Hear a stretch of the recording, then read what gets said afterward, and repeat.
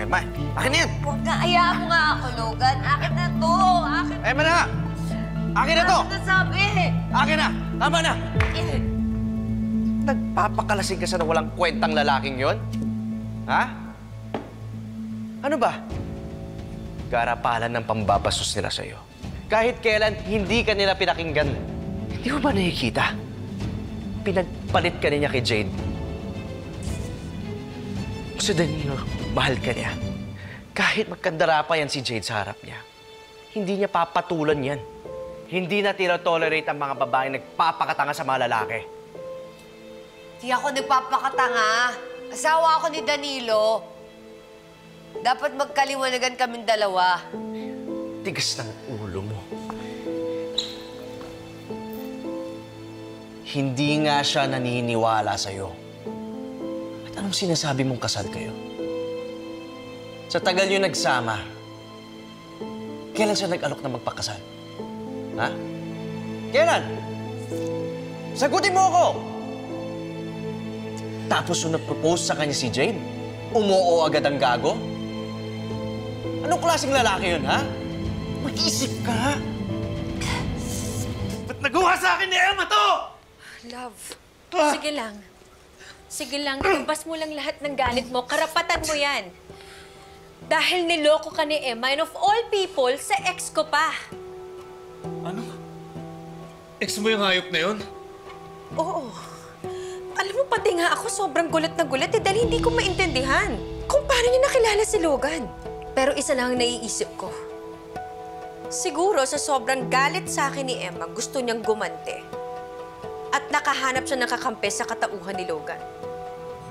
Ayun, siguro na in love. Kaya kayo tinalikuran ni Mookie. Mga hayop sila! Hayop! Love, tama na yan. Huwag ka na magalit. Alam mo, pupusta ako. Yan Danilo na yan, nagdadrama lang yan. Para imbis na masisi mo siya sa pangangaliwa niya, inunahan ka niya. Para lumalabas na siya ang ginago mo. Kaya kung magpapakita ka ng kahinaan sa kanya, siguradong pagtatawanan ka nun. Lalong-lalo na si Jade. Love, pabayaan mo na sila. Sigurado ako sa mga panahong ito, nagpapakasasa na sila sa isa't isa. Papayag ka ba? Gumanti ka. Tama ka eh. Siguro pinagtatawanan ako ng dalawang yun ngayon. Ang tagal-tagal namin nagsama ni Danilo tapos ang bilis lang niya ako pinagpalit sa Jade na yun. Napakawalang kwentang lalaki niya. At ang walang kwentang lalaki, hindi pinag-aaksayahan ng oras at luha. Naiintindihan mo, Emma? Hindi talaga. Magsama silang dalawa sa impyerno. That's the spirit!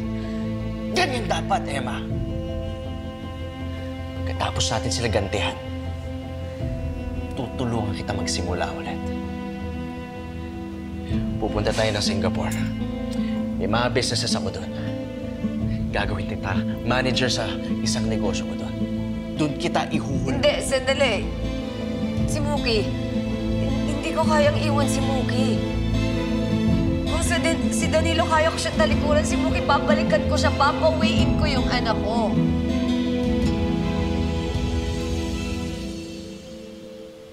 Nandito. Niloko ka ni Emma. Gumanti ka.